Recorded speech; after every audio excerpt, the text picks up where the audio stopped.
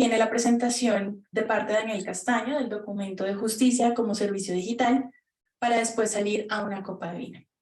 Entonces, por favor, doctor Carlos Augusto.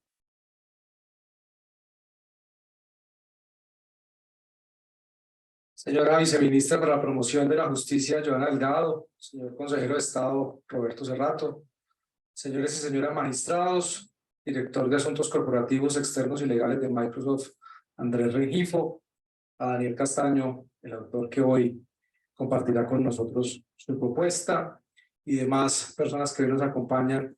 Bienvenida, Directora de Gobierno Digital, Ingrid Tatiana Montealegre. Bienvenidos todos a la Casa del Instituto de Ciencia Política. Al doctor Fabio Mar, un saludo muy especial. Para nosotros, hoy es un día muy importante porque el tema de la justicia es fundamental para la labor que desarrollamos desde el Instituto. Lo que ustedes vieron en el video tiene que ver con la labor que hacemos en defensa de las libertades civiles y económicas, el Estado de Derecho, el gobierno limitado, la función empresarial y la democracia liberal, no cualquier democracia, específicamente la democracia liberal que establece nuestra Constitución. El servicio de justicia es un pilar, es fundamental. Sin un servicio de justicia que sea eficiente, efectivo, transparente, oportuno y que realmente sea cercano al ciudadano, ninguno de estos principios y valores es posible. En la medida en que ese sistema de justicia brinde la oportunidad de solucionar las controversias entre los particulares de forma efectiva y oportuna y garantice un marco jurídico sólido, unas reglas de juego claras, se abren las ventanas de oportunidad para el crecimiento económico, la prosperidad social incluyente, es decir, para la superación de la pobreza. Y para nosotros, por eso el tema de la justicia es tan relevante. Una de las preocupaciones que hemos tenido en los últimos años del Instituto tiene que ver precisamente el por qué en Colombia la libertad económica no nos ha permitido seguir avanzando. Por supuesto que hemos avanzado, pero podríamos estar mucho mejor en comparación con países que empezaron incluso antes que nosotros su proceso de independencia, sus procesos de transformación democrática y sus procesos de apertura económica, y hoy son más prósperos y han sacado más gente de la pobreza y tienen una mayor movilidad social. Y entre varios aspectos, uno que llama la atención particularmente es el tema de la justicia. Si ustedes miran el índice de Estado de Derecho realizado por The World Justice Project, el país ocupa el puesto 86 de 139 a nivel global y el puesto 19 de 32 a nivel regional, es decir, estamos en la mitad de la tabla. Y no solamente no clasificamos al mundial, uno podría decir que no clasificamos entre los países que están haciendo las cosas que deberían estar haciendo. Y no solamente lo que dice el World Justice Project, también lo encuentran ustedes en índices como el índice de Property Rights Alliance a propósito de garantizar los derechos de propiedad privada, el índice del Legatum Institute sobre prosperidad, el índice de prosperidad. También tiene como uno de los pilares en los que señala que Colombia no ha avanzado lo suficiente porque su sistema de administración de justicia no funciona de forma eficiente, transparente y oportuna. En materia de justicia civil, el indicador que mide el World Justice Project lo que evalúa es si los ciudadanos pueden resolver sus quejas de forma pacífica y eficaz a través del sistema de justicia civil, si los sistemas son accesibles y asequibles, así como si están libres de discriminación, corrupción e influencia indebida por parte de los funcionarios públicos, entre otros aspectos. Allí ocupamos el puesto 91 de 139, aproximadamente 21 puestos por debajo de la media global. Si uno se va a la OCDE, que a algunos les gusta y a otros no, o a algunos les parece bien usar los datos de la OCDE para unos temas y los usan de otra manera para otros.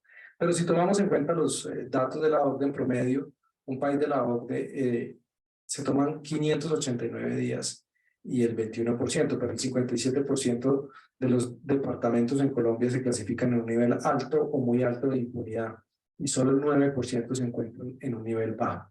Y el 81% de los ciudadanos tiene una imagen desfavorable del sistema de justicia y solo 3 de cada 10 ciudadanos acudieron al sistema de justicia para denunciar hechos victimizantes, lo que también nos demuestra el por qué la confianza ciudadana, la legitimidad de la democracia necesita de un sistema de administración de justicia. Los resultados de Colombia en materia judicial son dicientes y confirman la ausencia de una arquitectura institucional lo suficientemente efectiva y eficiente que soporte las necesidades de los ciudadanos en esta materia. Por esa razón, en nuestra labor como centro de pensamiento de impulsar reformas o ajustes que contribuyan a mejorar la calidad institucional para la libre iniciativa y las condiciones favorables para la libertad económica, consideramos necesario estudiar y analizar alternativas que contribuyan a descongestionar la justicia y mejorar las condiciones para garantizar la seguridad jurídica, el imperio de la ley y el Estado de Derecho. Y hago referencia al imperio de la ley porque es tal vez uno de los grandes desafíos que tenemos en el país ahora que estamos hablando de construcción de paz. No es posible una construcción de paz real si no hay imperio de la ley. Por eso, a comienzos de este año, conocimos el estudio que auspicia Microsoft y que fue elaborado por Daniel Castaño, quien es abogado de la Universidad Externa de Colombia, magíster y doctor en Derecho de la Universidad de California, Berkeley. Lo que encontramos en el documento de Daniel es muy relevante porque precisamente hace algo particular. Yo ya les di el diagnóstico y les mostré lo negativo de nuestro sistema de administración de justicia. Pero este texto no se enfoca en eso, se enfoca en las soluciones, en ofrecer alternativas, que es lo que el país necesita. Pensar en clave de cómo resolvemos los problemas de la manera más eficiente y oportuna. Y ese documento cayó en un muy buen momento, particularmente como lo acabamos de decir ahorita en la entrada del evento. Uno, porque la pandemia obligó al sistema de administración de justicia a avanzar rápidamente hacia la digitalización. Pero segundo, porque en Colombia se tramitó una ley de justicia digital. Y en estos debates, claro, también nos parecía oportuno poner en contexto de qué hablamos cuando hablamos de un servicio de justicia digital, que no es un correo electrónico. ¿Sí? Y afortunadamente, varios de los que hoy nos acompañan y nuestra señora viceministra que hoy está con nosotros nos acompañó en una de esas mesas. Lo que hicimos con el instituto fue precisamente poner este texto en conocimiento de diversos expertos y organizar mesas técnicas. Esa es la validez que también tiene este documento, que no es simplemente que pasa mucho, es como cuando yo escucho a esos temas de política pública, dicen que planeación las hace mirando a Montserrat y de espaldas al país. Este es un documento, no es cierto en realidad, hay que ser absolutamente justos, es más un cliché, pero lo que sí es cierto es que el esfuerzo que hacemos en el instituto es que cada propuesta que tenemos no es simplemente la idea que pueda tener un investigador en un escritorio en un computador. No creemos en ese tipo de trabajo académico ni de investigación. Por eso nos enfocamos en investigaciones cualitativas y cuantitativas que respondan a la realidad y a las dinámicas de los entornos territoriales.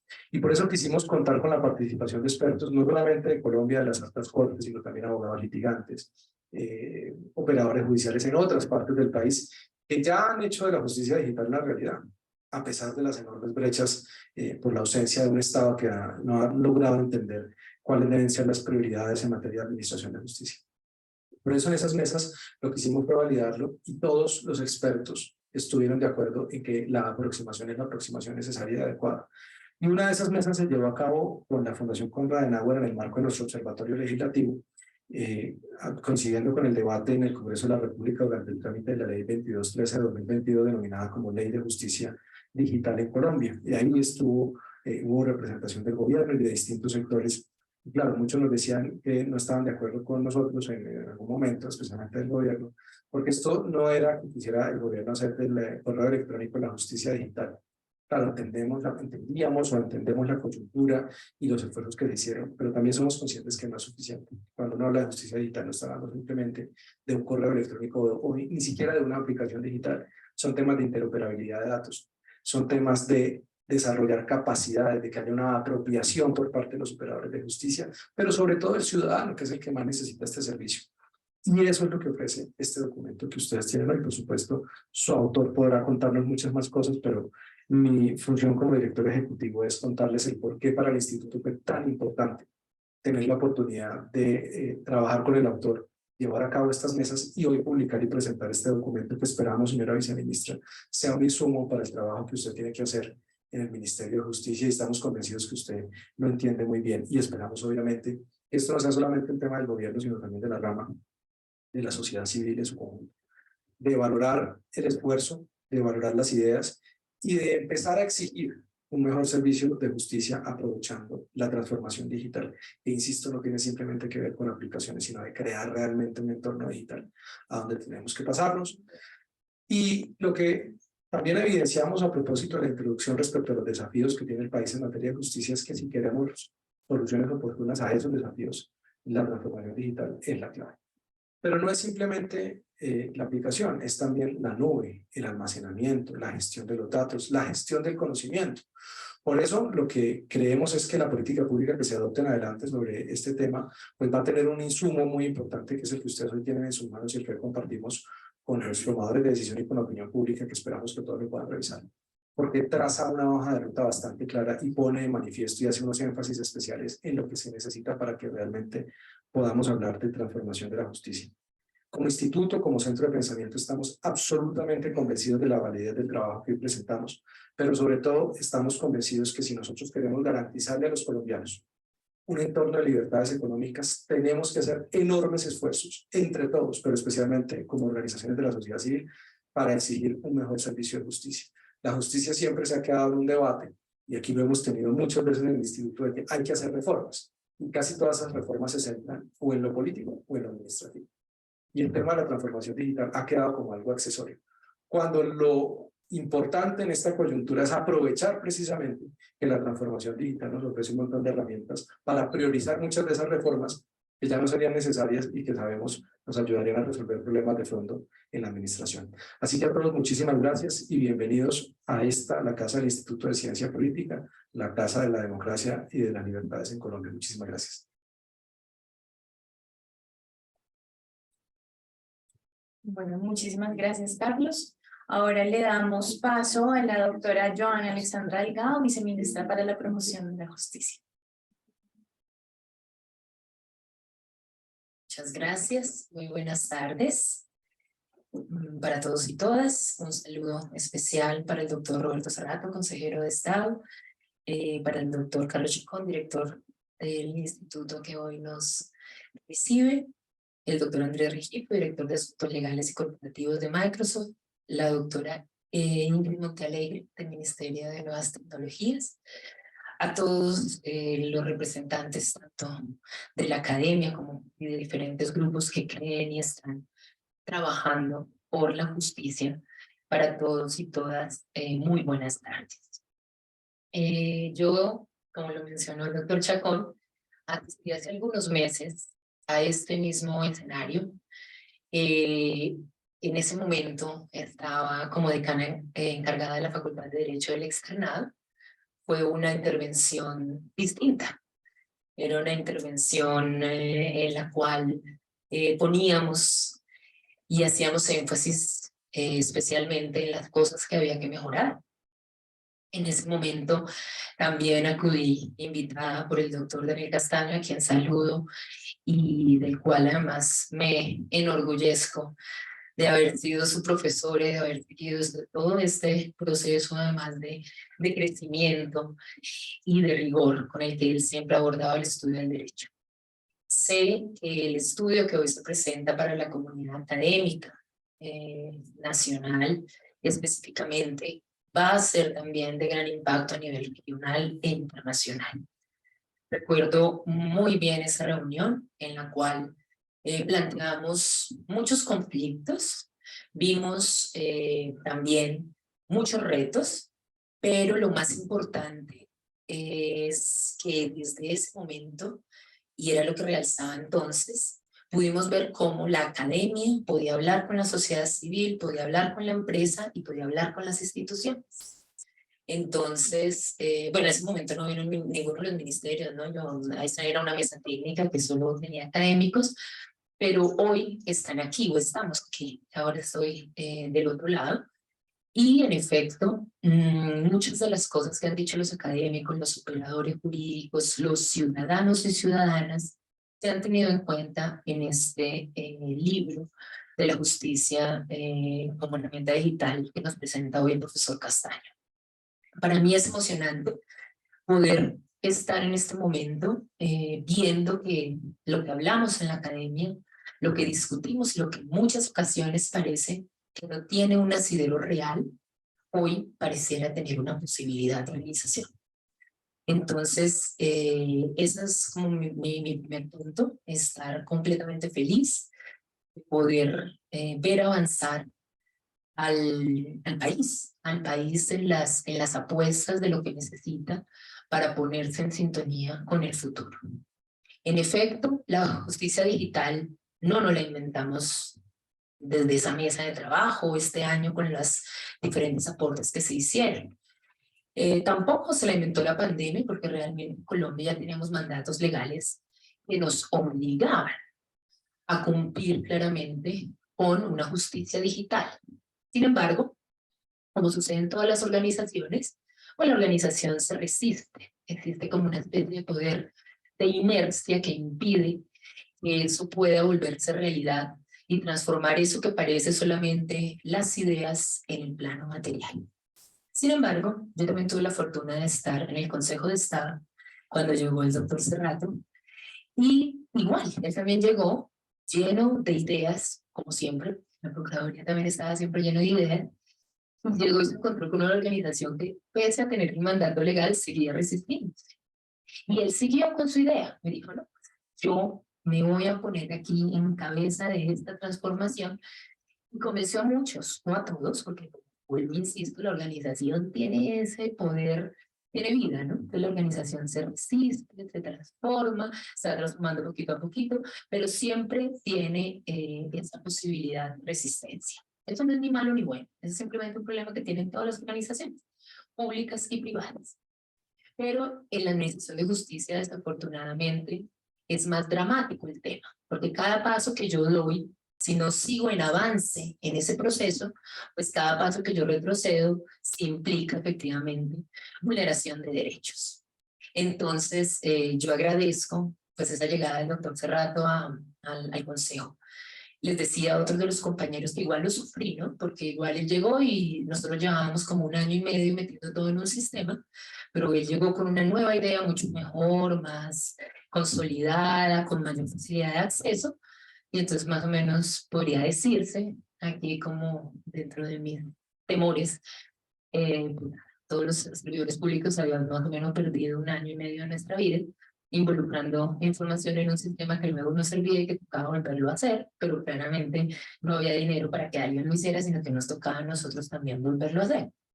En ese momento, y él lo sabe, debo manifestar mi inconformidad por la falta de planeación, pero luego, pues, efectivamente, cuando llegó la pandemia, pudimos decir que el Consejo de Estado estaba más preparado que el resto de las cortes para poder hacer frente, y fue gracias a él, ¿no? Entonces, aquí lo importante es que tenemos que armonizar las ideas de todos, tanto de la academia, de la sociedad civil, de la institucionalidad, y frente a eso, entender que tenemos un objetivo común.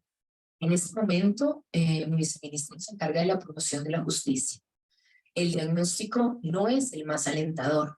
Sin embargo, estamos dando pasos, estamos avanzando, y creo que es la única forma en la que la administración pública también puede lograr sus objetivos. Porque desafortunadamente, a diferencia de lo que pasa en la academia, que uno puede dedicarse a pensar y repensar el modelo y volver a mirar las fuentes y volver a analizarlas y volver a hacer otro estudio de caso y volver a mirar la bibliografía, en la vida real eso no es así. Tenemos que ir actuando. Pero lo importante de esos actos que nosotros convertimos en últimas en documentos jurídicos, pues es que sean y tengan ese respaldo científico. Entonces está muy bien, los académicos se dedicarán a pensarlo, pero nosotros desde la administración tenemos que convertirnos, gracias, nosotros desde la administración tenemos que convertirnos en esos artífices de la posibilidad. Bienvenidas las ideas, bienvenido el análisis, bienvenida la discusión. Creo que eso hace parte también del avance en la formulación de un Estado moderno.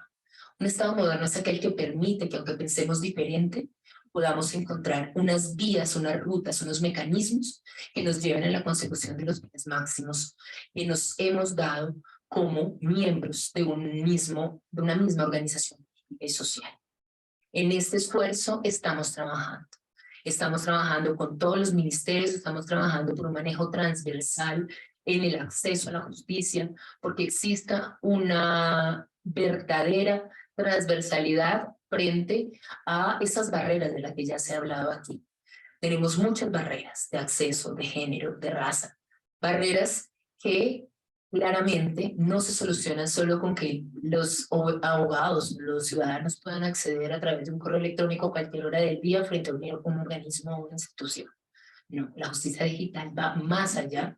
Estamos trabajando en ella y tenemos que lograr que esa justicia digital sea una justicia de acceso sin barreras, que patrocine efectivamente y las personas crean en las instituciones, que es también uno de los niveles graves que tenemos, porque no solamente las instituciones, realmente el colombiano no confía en su vecino, ¿no? Lo veíamos también en una de las mesas que tuvimos aquí, que 2 de cada 10 no confían en las personas que tienen al lado.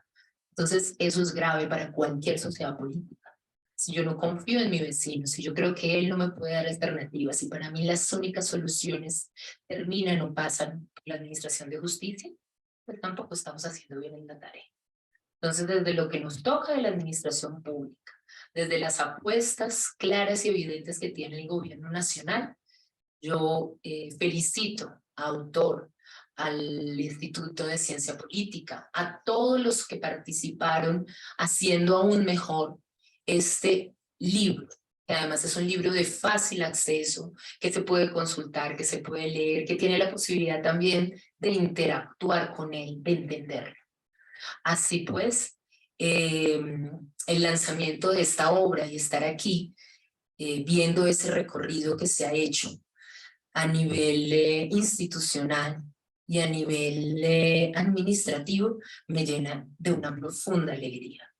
Para mí, ese es simplemente el abrebocas. Yo creo, invito nuevamente tanto al instituto como a todos los académicos y académicas y a los empresarios que han financiado también este libro, a que sigamos trabajando en ello, a que pensemos claramente en cómo articular cada vez más esas alternativas.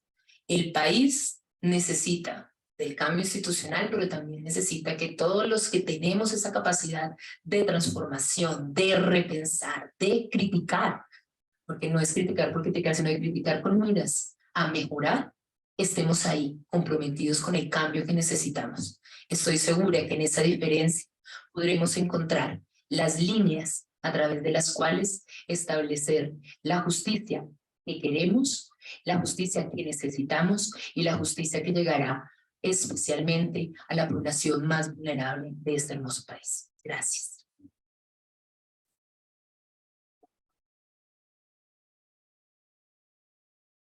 Bueno, a continuación le damos el paso al doctor Roberto Cerrato Valdés, consejero de Estado.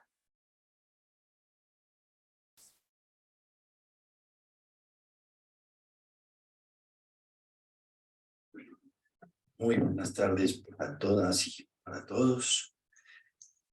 Un cordial saludo al doctor Carlos Augusto Chacón Monsalve, director ejecutivo del Instituto Colombiano de Ciencia, del Instituto de Ciencia Política Hernán Echavarría Olózaga, a la doctora Joana Alexandra Delgado Gaitán, nuestra viceministra para la promoción de la justicia, a nuestro doctor Daniel Castaño Parra, e igualmente a todos los amigos y amigas que en estas luchas de las tecnologías siempre tenemos un punto de cohesión y de unión. Es muy difícil intervenir después de estas dos brillantes exposiciones y muy poco lo que se puede agregar, pero quiero empezar por manifestar mi agradecimiento y el honor que significa para mí el participar en la presentación de este texto, La justicia como servicio digital, elaborado por el investigador, el profesor, el doctrinante y especialmente el amigo Daniel Castaño Parra. Y que fue auspiciado, ustedes lo saben, por no solamente Microsoft, sino por el Instituto de Ciencia Política, y que en buena hora hoy se presenta a la comunidad tecnológica y especialmente a la comunidad jurídica de este país. En mi criterio era una necesidad apremiante contar con un documento tan elaborado, pero especialmente tan bien redactado. Uno se lo goza leyéndose. Es decir, es muy fácil y muy claro en cuanto a la forma en que se plantean las ideas. Y sobre todo es producto de una rigurosísima investigación previa. Uno entiende que cada análisis viene con la necesaria visión integral y completa, no solamente de todas estas herramientas tecnológicas, de todos estos habilitadores tecnológicos, sino que sin duda lo que hace mostrarle al país, como bien lo anotaba la viceministra, es una hoja de ruta. Y lo que encontramos realmente es una carta de navegación para efectos de entender que no solamente el administrador de justicia, sino el usuario en el futuro próximo debe tener unas reglas claras de cómo operar mejor. Y con la rigurosidad también plantea lo bueno, lo malo, lo feo, los puntos críticos, y creo que es el valor agregado a este documento. Por ello, sí celebro enormemente tener incluso la posibilidad de decir algunas palabras de reconocimiento a un trabajo que sabemos todos que no va a ir a una biblioteca y yo lo olvido por completo, sino que ojalá fuese la bitácora de todos los concernidos en la materia que a veces olvidan y no tienen en cuenta cuáles son los problemas reales. Celebrar un contrato, decir que por aquí es que yo voy a generar un punto de desarrollo tecnológico. Oigan, eso no ha sido suficiente. Lo vengo señalando en tantos foros. Por favor, miren, en Procuraduría, yo tuve 25 años de mi vida, tuve 5 investigaciones, no en contra mía, por favor, sino a cargo mío. El ente de control, oigan, no quiero entrar en detalles, eso pasó hace mucho tiempo, está prescrito. Pero un ente de control se gastó $5 millones en una herramienta. Y yo era el procurador delegado para la conciliación. Doctor Cerrato, venga, es que tratemos de conciliar este tema. El contrato no sirvió. Se pagaron, pero para él ahora quieren cobrar algo más. ¿Qué hacemos? Y nos pusimos con el difunto hoy, un hombre, una inteligencia superior, Gabriel de Vega, a ver cómo conciliábamos esta controversia. ¿Cuál fue el problema? Usted lo sabe, viceministro. La herramienta se hizo desde el ingeniero pensando en cómo iba a mostrar su gran inteligencia para el abogado. Y el abogado necesitaba, que no era tan inteligente, una herramienta que no fuese útil. Como se construyó a la inversa, pues ¿para qué sirvió? En el anaquel. Completamente en el anaquel. Así no puede ser el proceso. El proceso se tiene que hacer desde la base. Señor secretario, ¿cómo es que usted notifica? Amén. Venga, ahora me acomodo yo, sé lo que usted requiere. Señor magistrado, ¿cuál es su capricho hoy? ¿Dónde es que quieren enrutar el tema? Este es válido, este no es válido, y yo lo trabajo con usted.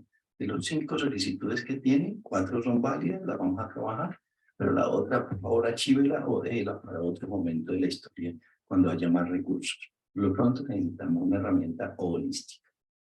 Y desde esa óptica, entonces, uno se pone a mirar página por página todas las particularidades del trabajo que hizo este hombre, Daniel Castaño, con todo el juicio, y entiende. Lo primero, hay que entender las tecnologías de la información y las comunicaciones en un mundo globalizado y tecnológico como el nuestro. Se requieren para que el Estado brinde e implemente políticas públicas necesarias para efectos de mejorar la situación del usuario. Señor director ejecutivo, su brillante intervención creo que puso el punto en el lugar exacto. Nosotros como justicia tenemos un problema: descongestión. Tenemos que descongestionarnos. Mire, yo leía el prólogo de este documento en donde usted anotaba algo muy cierto, preocupante y triste. Ojalá que los jueces y los magistrados lo miráramos con detalle. 81% de quienes nos miran tiene una visión negativa de nuestra gestión. Por favor. Y es justificable, creo que en buena medida, ¿cierto? ¿Y cómo entonces combatir el punto? Yo me he puesto en detalle a mirar temas de reformas de la justicia a las que usted hacía alusión. 5 reformas, todas que buscaban descongestionar, descongestionar. ¿Y la fórmula sirvió? Creo que por el contrario, ¿cierto? Cada día estamos más congestionados. Y quizá yo estoy equivocado después de estar unos 30 años en esta jurisdicción de lo contencioso. Pero creo que el remedio está asociado a 2 puntos. Especialmente este mensaje lo mando a personas jóvenes que vean este auditorio. La siguiente reforma tiene que estar en ustedes. Uso de los mecanismos alternativos de solución de conflictos, viceministra. El 31 de diciembre tenemos un regalo de Año Nuevo, y es que entra en vigencia el Estatuto de Conciliación. Esa no es materia de este tema. Y el segundo, Vea, sin lugar a dudas, creo que va a ser incluso más efectivo. Yo era el que defendía el tema de la conciliación, hoy creo que defiendo más el tema de las tecnologías de la información y las comunicaciones. Porque para mí, directamente, soy testigo de excepción, que puede ser la clave del éxito.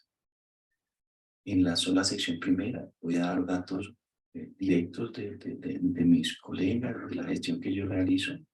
Incrementamos más de un 100% nuestra productividad gracias a estas tecnologías. El 20 de marzo se produce entonces el confinamiento de todos los colombianos con ocasión de la pandemia. Para ese momento, oígame esto, todo mi trabajo era analógico.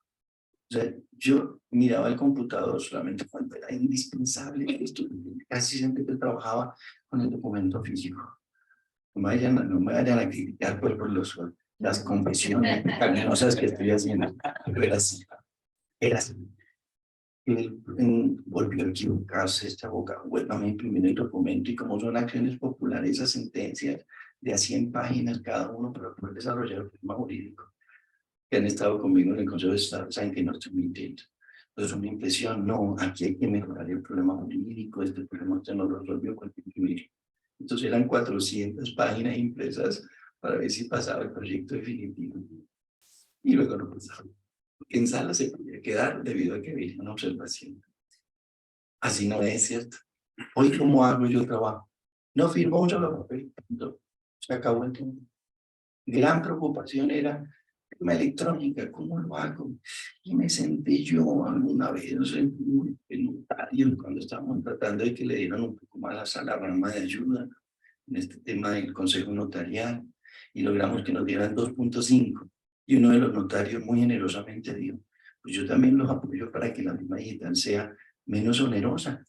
Como ustedes saben que la firma es con certificador a bordo, entonces yo todos los días se me acaba el sueño diciendo, ¿cómo voy a pagar yo esos 100 pesos? Y yo saco más o menos el promedio de 1.200 firmas por mes. Y entonces 1.200 por 8 y no hay plata y no hay recursos. María, imposible, entonces nunca se va a poder dar. Entonces, ¿cómo empezamos a escalonar el punto? Gracias al Ministerio de las TIC, gracias doctor Marcos Sánchez, empezamos a pensar en una iniciativa. ¿Cuál fue? Yo quería hacer un corto. Sí, más o menos el modelo cubano, ¿cierto? Ante las adversidades nos toca pensar entonces cómo tratar el mecanismo. Y hoy tenemos una plataforma en virtud de la cual, gracias a la inteligencia de estos hombres, de Daniel que se sentaba conmigo a soñar cual Quijote de la Mancha, ¿cierto? Yo creo que era Sancho, él era el Quijote a bordo. Y fundamentalmente, ¿qué logramos? Oigan, 350.000 firmas electrónicas a cero costo en una plataforma que garantiza la seguridad gracias a un estudio y a un análisis que nos hizo el Ministerio de la TIC. Viceministra, ojalá nos va a seguir apoyando. Porque viene la segunda fase, que la aborda bien Daniel, como todo lo que abordo en este texto. Oigan, ¿me ves? Gestión del cambio. A mí me preocupa mucho el tema de gestión del cambio. Samay, empezamos y lo montamos en Consejo de Estado. 31 magistrados, sí, será, bueno, usted lo vivió, ¿cierto, doctora? Y no estaban todos convencidos por qué tecnología, será que tenemos el desarrollo, etcétera, pero se vino la pandemia y entonces en mayo usted trabaja con una plataforma, trabaja, y entonces aprobado en sala plena gracias al concurso del doctor Álvaro Navén Vargas, que valga la pena resaltárselo, una presidencia absolutamente destacada, ¿no? Vean, todo esto, ahora me decían que Roberto Cerrato, no, yo lo único que soy es el canzón que está atrás presionando y que a punta de terquedad y de ser obtuso tratamos de generar. Pero mucha inteligencia está aquí asociada, pero voy a tocar un punto que me interesa sobremanera, ¿sí? Gestión del cambio. Entonces, se implementa la plataforma del Consejo y ahora que la trato de irradiar al resto de la jurisdicción de lo contencioso administrativo con el concurso de presidencias como la de la doctora Marta Nubia, del actual presidente Carlos Enrique, con quien nos encontramos, algunos jueces y magistrados dicen, oh, yo vivo bien como estoy, me gusta este repositorio de información, ¿qué me trae este nuevo? Hombre, una razón, es que el usuario se beneficia en la interoperabilidad. La transaccionalidad solamente la logramos por acá. Siglo XXI muy bueno, tiene 4 millones de datos, pero no le sirven para nada distinto a consultar, ¿cierto? Entonces, desde la perspectiva de que si usted usa este nuevo aplicativo, logramos dar un salto de desarrollo en el tema. Por eso me gusta cuando Daniel le dedica un capítulo precisamente a esto, el juego y la necesidad de interoperar. Ahí está el punto. ¿Qué hacemos para lograrlo? Otro punto que aborda Daniel es gestión del cambio. Y es que el chip de nosotros pues tiene que cambiar. Y aquí agradezco a Microsoft que se puso, doctor querido, usted que se puso en la labor de facilitarnos una capacitadora brillante. Hicimos un ejercicio de capacitación en donde los funcionarios que quisieran acceder a la plataforma entraban. 300 capacitaciones se dictaron por esa vía. Háganme el favor.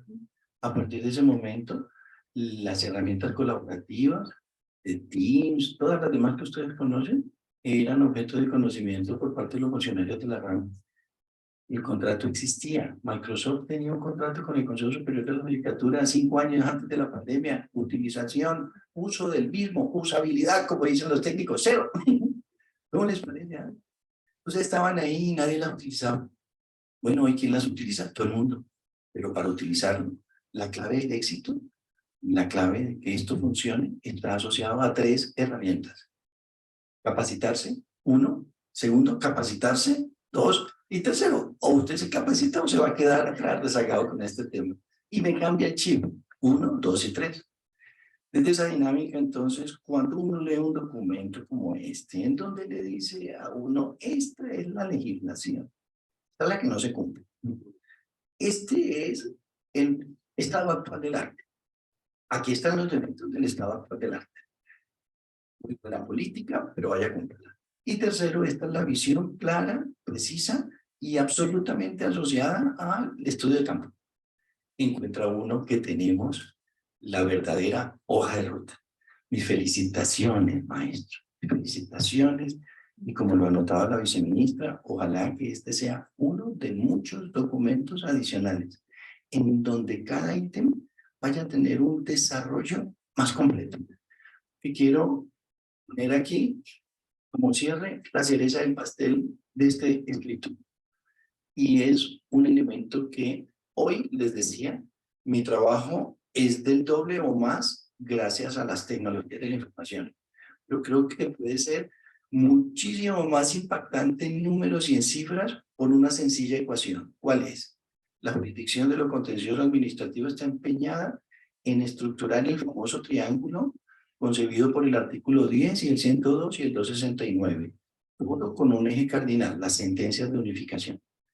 Una sentencia de unificación, ustedes la saben, hoy es un precedente desde la perspectiva de que tiene fuerza vinculante y señala un derrotero de cómo resolver casos. Casos que similares con supuestos prácticos y jurídicos que coinciden.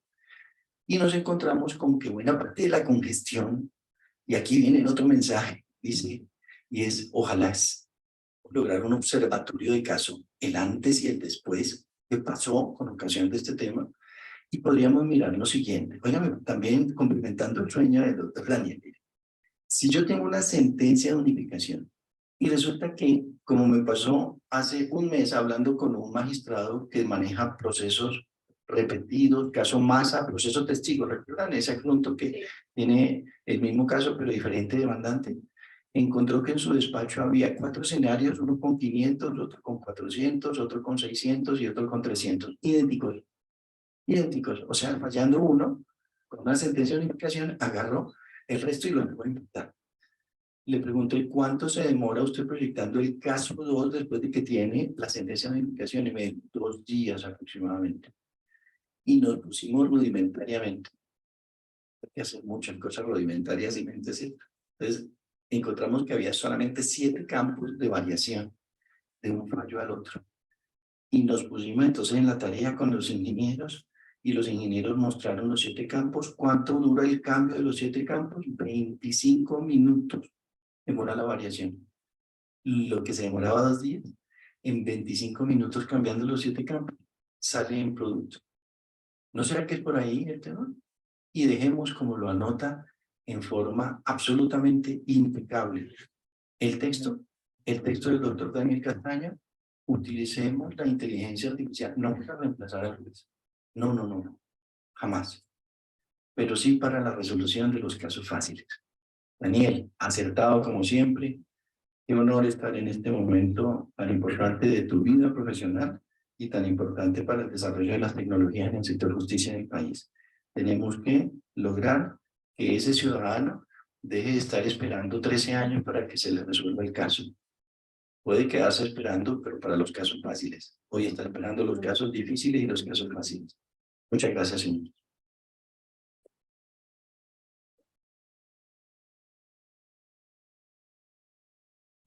Bueno, muchísimas gracias, doctor. Ahora le doy paso a Daniel para que nos haga exposición del documento.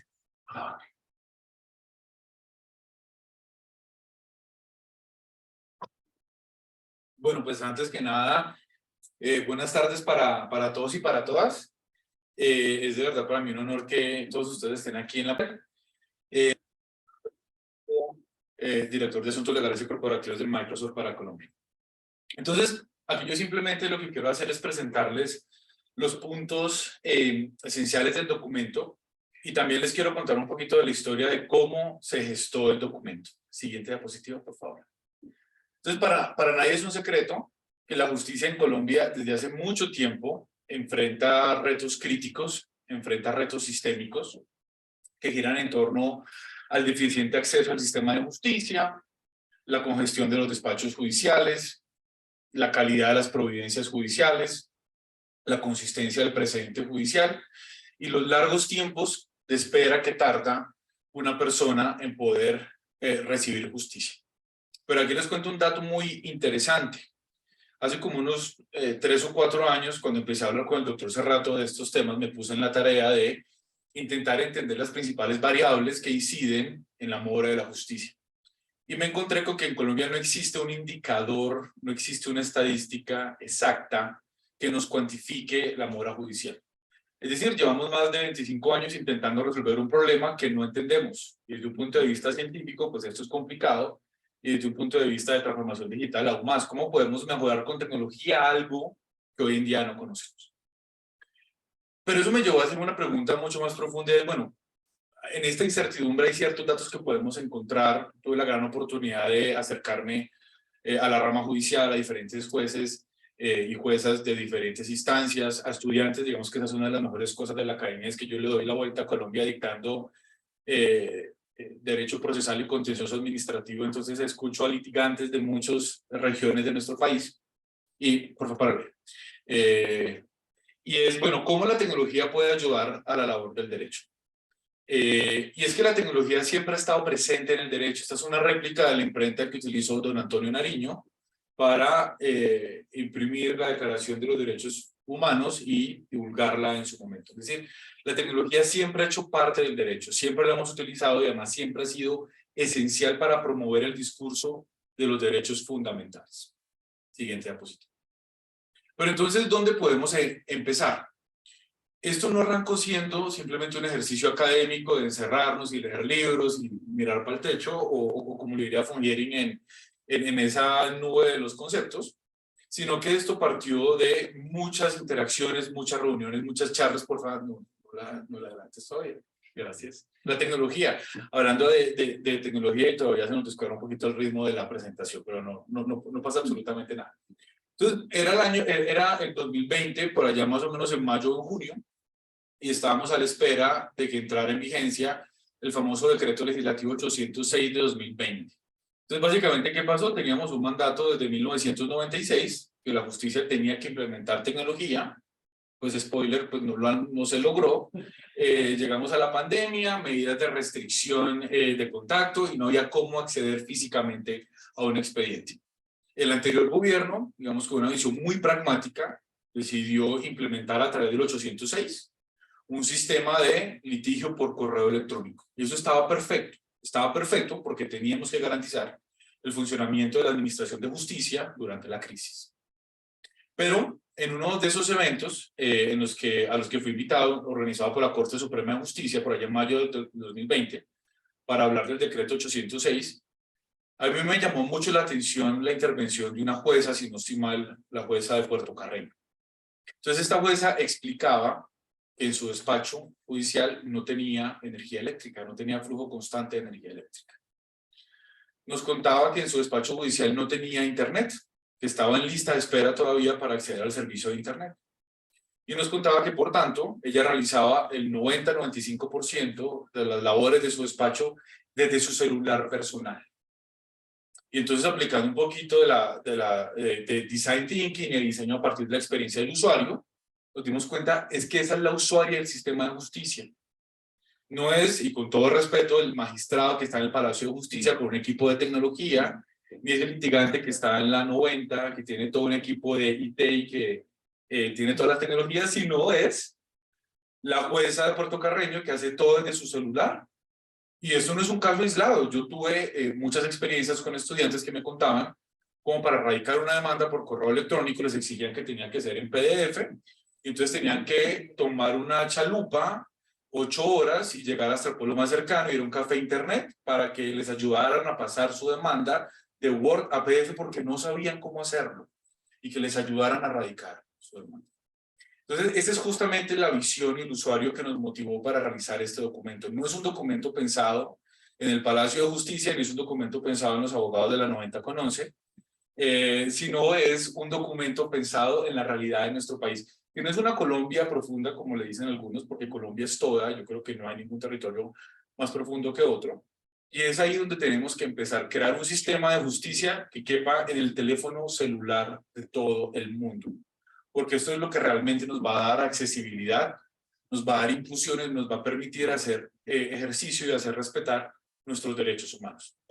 Siguiente diapositiva, por favor. Siguiente, por favor.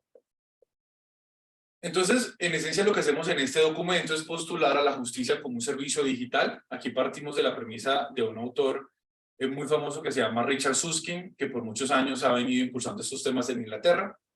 Él escribe obviamente para una realidad socioeconómica totalmente distinta a lo que tenemos acá. Yo no sé si Susskind ha venido alguna vez a Colombia, sería muy emocionante que alguna vez viniera y lo lleváramos al juzgado de Puerto Carreño para que vea cómo es la realidad de nuestra justicia. Pero entonces, ¿qué nos propusimos? Tomar la premisa de la justicia como un servicio digital y operativizarla. Es decir, concretarla con estrategias concretas que están atadas a cada una de las normas jurídicas que gobiernan la transformación digital de la rama judicial del poder público en Colombia. Eso fue esencialmente lo que hicimos y simplemente llevar paso a paso cómo podíamos hacer eso. Y esto es muy importante, no se trata únicamente de automatizar procedimientos existentes, sino también de innovar con nuevas figuras o instituciones. Es decir, no se trata de la digitalización del caos, no se trata simplemente por correo electrónico dar lugar a lo que los magistrados llaman con mucho cariño el expediente chorizo, y es que es un chorizo de 200 correos electrónicos, donde es realmente complicado encontrar tal actuación o tal memorial, sino que no tenemos únicamente que pensar en cómo gestionamos con medios digitales la justicia análoga, sino que tenemos que pensar en un sistema de justicia que sea nativamente digital y cómo eso puede tener un impacto en las diferentes instituciones. ¿Y por qué es importante? Porque las principales instituciones procesales que tenemos en nuestros días se apoyan en los romanos. Esta es una foto del Foro Romano. Créanme que los romanos no estaban pensando en grandes distancias, no estaban pensando en brecha tecnológica, cuando diseñaron los fundamentos del derecho procesal que tenemos en nuestros días. Entonces, ojo, no se trata únicamente de ponerle correo electrónico al Foro Romano, que es la estrategia que hemos tenido aquí por mucho tiempo y que es la estrategia que adoptó el decreto 806 y la ley 2213. No, tenemos que ir mucho más allá. Pero mucho más allá no es simplemente hacer esto. Esta es una foto que tuve la oportunidad de tomar en la Corte Digital de Abu Dhabi, donde todo es digital y los jueces sesionan remotamente desde Inglaterra y los litigantes están desde cualquier lugar del mundo. Tampoco se trata de esto, porque esto no estaría al alcance de la población en nuestro país, sino hay que ponerlo en términos muy sencillos, en términos que simplemente cualquier persona pueda acceder a eso. Pero entonces, ojo que la implementación de una justicia digital nos lleva a una reflexión mucho más profunda de no simplemente ponerle correo electrónico al Foro Romano, no simplemente poner correo electrónico, sino repensar un sistema de justicia nativamente digital. Y con eso lo que hacemos en este documento es proponer algo que se llama el ciberespacio digital, muy apoyado en las enseñanzas de Lawrence Lessig, muy apoyadas a nivel colombiano, con nuestro ordenamiento jurídico, con las experiencias, y es aquí donde entra la gran labor que hicimos con el instituto, y fue a través de diferentes mesas de co-creación, utilizando Design Thinking, entender, co-crear y diseñar algo que sea lo suficientemente sencillo para cualquier persona que esté interesada en participar en esto. Y este ciberespacio digital, en últimas, lo que hace es abrir nuevos espacios para el derecho procesal, y no podemos seguir consiguiendo el derecho procesal como lo veníamos haciendo hasta ahora, sino que tenemos que pensar en un debido proceso digital, en cómo entendemos el derecho de acceso, en cómo entendemos la neutralidad, la gratuidad de la justicia. Todo esto va a tener una transformación para entornos digitales. Esto fue exactamente lo que hicimos en el documento. Nos imaginamos cómo esos principios se van a ver en el ciberespacio judicial, para poder que este ciberespacio judicial cumpla desde su diseño con los derechos fundamentales y con la Convención Americana sobre Derechos Humanos. Y esto en últimas, ¿qué nos va a ayudar? Nos va a ayudar a romper barreras geográficas, económicas, culturales y tecnológicas. Y a mi juicio, creo que nos va a permitir llevar la justicia a todas las personas a su celular. Y que lo más importante es que este ciberespacio judicial, para que sea exitoso, tiene que funcionar en la nube para poder aprovechar todas las capacidades que tiene la capacidad de la computación en la nube, lo cual va a permitir desbloquear nuevas fronteras e implementar tecnologías disruptivas como la inteligencia artificial. Y aquí recuerdo esa primera conversación que tuve con el doctor Serrato hace 5 años en el bicentenario del Consejo de Estado, donde tomándonos un café me dice: queremos un juez de inteligencia artificial que nos ayude a resolver muchas de las problemas que tiene la administración de justicia. Le dije: doctor, eso no es posible, pero sí podemos diseñar una estrategia de transformación digital donde primero pensemos en cómo incluir a todas las personas en nuestro sistema, y luego cuando tengamos los datos organizados, estandarizados, que sean interoperables, pues podemos pensar en inteligencia artificial, pensar en blockchain el día de mañana, y por qué no en tecnologías inmersivas. Aquí me quiero detener un poco en un punto, y es cuál es el impacto que puede tener la inteligencia artificial. Algo muy sencillo, y es que la inteligencia artificial nos puede ayudar a construir ese indicador para entender cuáles son los problemas, las principales variables que inciden en la congestión judicial. Y aquí les cuento una anécdota. Yo hace como 3 años publiqué una columna en ámbito jurídico, y mientras investigaba para esa columna intentaba entender por qué la justicia estaba congestionada. Pues me encontré con que no había un indicador, pero logré poner, digamos, de manera muy simple, muy sencilla, varias cifras. Entonces me di cuenta que, por ejemplo, el 87% del tiempo la Sala Civil de la Corte Suprema de Justicia lo invierte en fallar sentencias de tutela. Es decir, mientras falla 600 acciones de tutela, falla algo así como 8 o 13 sentencias de casación en un semestre. Entonces uno dice: oiga, si la función de la Corte de Casación es ser Corte de Casación, casar, ¿cómo es posible que únicamente le dedica menos del 10% del tiempo a hacerlo? Luego uno ve el número de tutelas que son procesadas diariamente por la justicia en Colombia, y luego uno puede ir más allá y se da cuenta, bueno, cuáles son las principales entidades accionadas en Colombia. Entonces está Unidad de Reparación de Víctimas, luego vienen las EPS, pensiones, y luego uno puede ir mucho más al detalle y se da cuenta que el derecho fundamental más vulnerado en Colombia es el derecho de petición.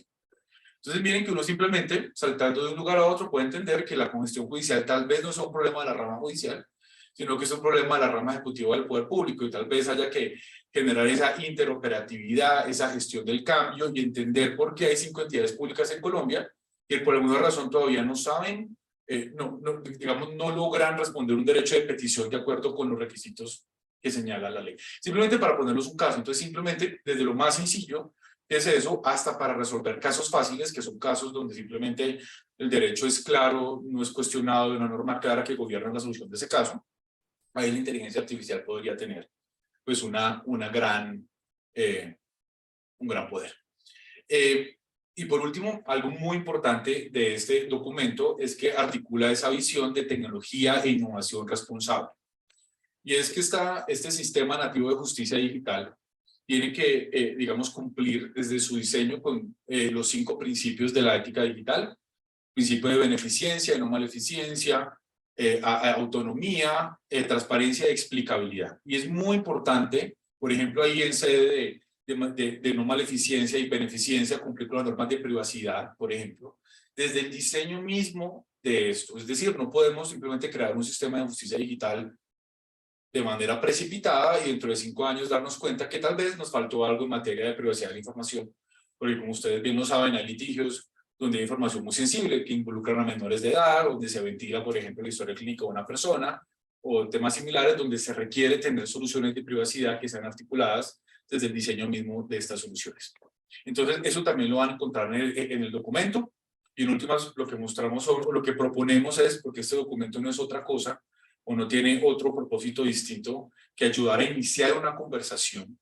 Lo ideal es que todas las personas involucradas acá se logren apropiar de esto, que genere muchas más mesas de co-creación, que apliquen metodologías ágiles, que hagamos estas mesas no solo en Bogotá, sino el día de mañana vamos a Puerto Carreño y lo hagamos allá y escuchar a todo el mundo para poder construir ese sistema de justicia en el cual quepamos todos y que sea un sistema de justicia respetuoso de la Constitución Política del 91 y que sea una justicia digital que funcione sobre una tecnología responsable. Entonces, muchísimas gracias. Espero que disfruten mucho el documento y obviamente si tienen dudas, preguntas o lo que sea, estoy a su entera disposición. Muchísimas gracias.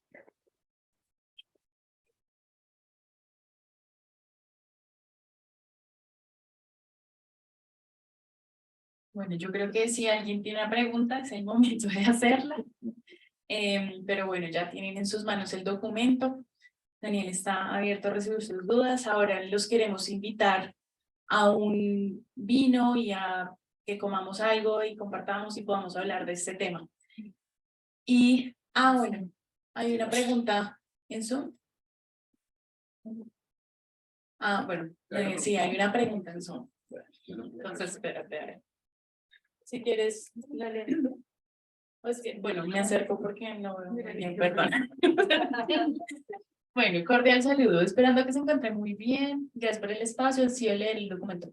Tengo entendido que hubo un proyecto de ley sobre Online Dispute Resolution con el fin de mejorar el acceso a la justicia. ¿Qué opinan al respecto? No sé si sabes del proyecto de ley. Pues la verdad no lo conocía. Sé que pues proyectos se han ventilado mucho. Lo clave es que sea interoperativo, lo clave es que sea transparente y lo clave es que sea pues construido por todas las personas de abajo hacia arriba y no de arriba hacia abajo como tradicionalmente se hace. Y obviamente la solución amistosa de controversias es absolutamente esencial para eso. Digamos que las enseñanzas ahí de curso son fundamentales. Y es que el mejor sistema de justicia es el sistema que previene el litigio. Es decir, no tenemos que llegar allá a inteligencia artificial para solucionarlo, sino inteligencia artificial para prevenirlo y lograr disminuir esas tasas de litigiosidad. Entonces yo creo que en ese sentido debería estar orientado eso. Listo, bueno, hay otra pregunta. ¿Sí? Sí. Pues sí, alguna. La última. Listo. Sí, digamos, mirando el documento me llamó bastante la atención que se habla del principio de inmediación aplicado a la justicia digital. Eso, desde el punto de vista de la Internet, eso requiere sincronía y que la gente esté al mismo tiempo.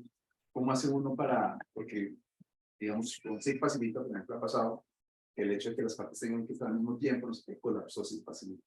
¿Creen que se puede hacer un problema acá cuando uno plantea el principio? No, yo creo que ahí la clave es construir una infraestructura robusta y de ahí la importancia de la computación en la nube. Es decir, tenemos que abandonar esa idea que para que la justicia funcione tenemos que construir un servidor en el sótano del Palacio de Justicia, ¿no? Para eso está la computación en la nube y todas las prestaciones que nos da la computación en la nube, entre ellas la elasticidad. Simplemente a mayor demanda podemos escalar fácilmente eso. Ese tema de inmediación es uno de mis temas favoritos porque me recuerda una de mis citas favoritas de Norbert Wiener, que es uno de los padres de la cibernética. Entonces él habla de la equivalencia funcional de los sistemas de información como esa capacidad que tiene un sistema de permitir el intercambio de sentimientos y de emociones por medio de la tecnología. Yo creo que la tecnología tiene que llegar a eso, tiene que ser perfectamente sincrónica para poder permitir ese viaje en últimas emocional, ese viaje que implica administrar justicia, y para eso es absolutamente necesario contar con una infraestructura robusta. En el documento van a encontrar una sentencia de la Sala de Casación Penal de la Corte Suprema de Justicia, donde habla de la mediación sensorial en materia de justicia digital, y dicen que es perfectamente ajustado al artículo 29.229 de la Constitución, en la medida que siempre que el sistema sea robusto y permita desarrollar la audiencia sin ningún contratiempo, se verifica esa interacción que nos recuerda a su vez esa cita o eso que se imaginaba Weiner hace 60 años con algo que él llamaba el ultrafax.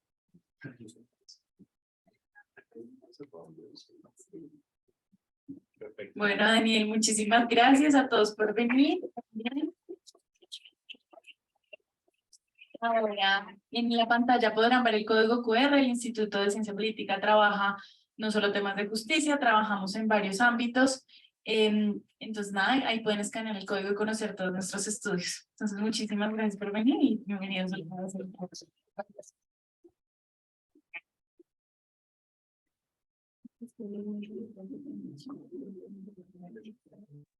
Muchas